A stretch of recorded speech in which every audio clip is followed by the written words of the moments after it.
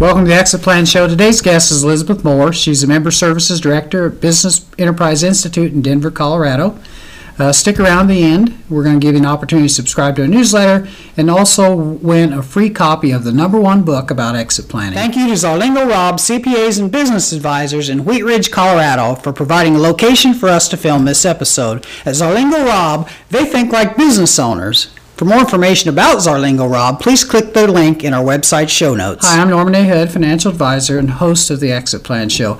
I interview America's top advisors like today's guest, Elizabeth Mower, to help business owners like you enjoy more personal freedom, grow your company faster, and retire someday on your own terms. So again, with us is Elizabeth Mower with Business Enterprise Institute in Denver, Colorado. She manages a national network of exit planning professionals. And if you want more information about Elizabeth or Business Enterprise Institute, you can check out the show notes at the end of this episode.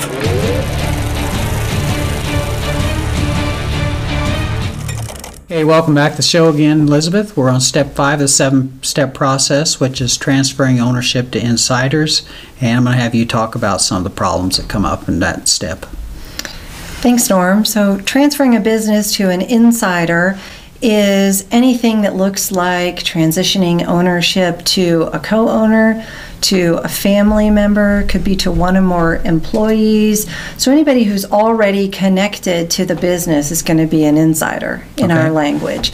And once we start looking at transitioning to those kinds of acquirers of our ownership interest, there are so many different kinds of things that we need to focus on and that we need to plan for. It's much more complex than preparing for a third-party sale, in that there are a variety of different ways to transition ownership. We can do it over a period of time or in one transaction. We're also dealing with a successor owner, so the next owner of the business, who may or may not have enough money to really buy the business. And should a business owner even consider that? And our view is that through exit planning and through disciplined, thoughtful planning in advance of a transaction, we can actually make a sale to an insider as successful as a sale to a third party. So what we see is that you can get the same amount of money, you can have the same level of risk, but if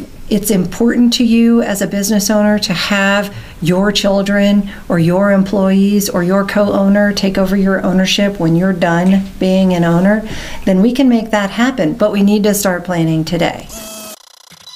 So the challenges that we see in terms of obstacles and struggles that business owners have are typically in the areas of presenting their business to some kind of an insider for an ownership transition who doesn't really want the business or who is not ready to be an owner. So business owners sometimes put their own judgments and their own expectations on the insiders who are going to take over ownership.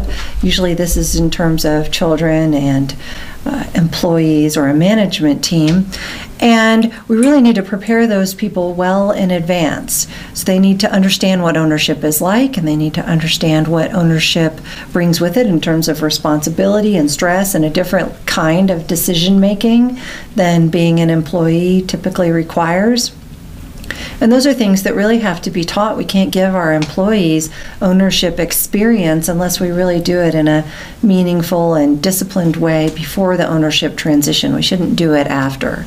So those are some of the things that we see. We also then find that business owners often just don't have any awareness of the planning strategies that are available in order to get full value for their business. And one of the things that BEI really excels in is developing strategies for business owners to transfer ownership in a way that can be successful and low risk and maximum value and have ownership go into the hands of an insider. So business owners who'd like to transition ownership to their children, they know their children don't have any money. So how are they going to get the money that they need to achieve their financial goals? That's possible to do in many cases through planning. But you need a qualified exit planning advisor to evaluate the strategies that are available and then to help match them up with the particular goals and interests of the client. So business owners who are on a shorter time frame may have certain kinds of strategies that work best for them. Other business owners who've got a very long time frame might be able to use different planning techniques. And an exit planning advisor will look through what are the goals and objectives of the client, and then how does this insider, the employees, the co-owners, the management team, how do they fit into the future of the business? And then we end up sort of matching up a lot of things like the future cash flow that's expected from the business.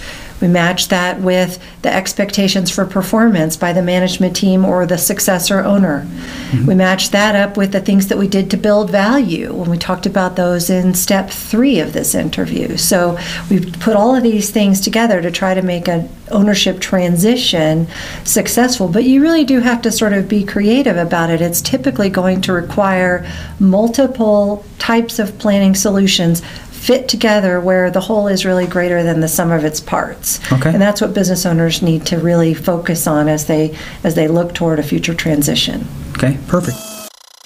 So that pretty much sums it up. If you want more information, see the show notes on our website, where you can also find more information about Elizabeth and Business Enterprise Institute. And while you're on our website, please subscribe to our newsletter, which also gives you the opportunity to win a free copy of the #1 selling book about exit planning.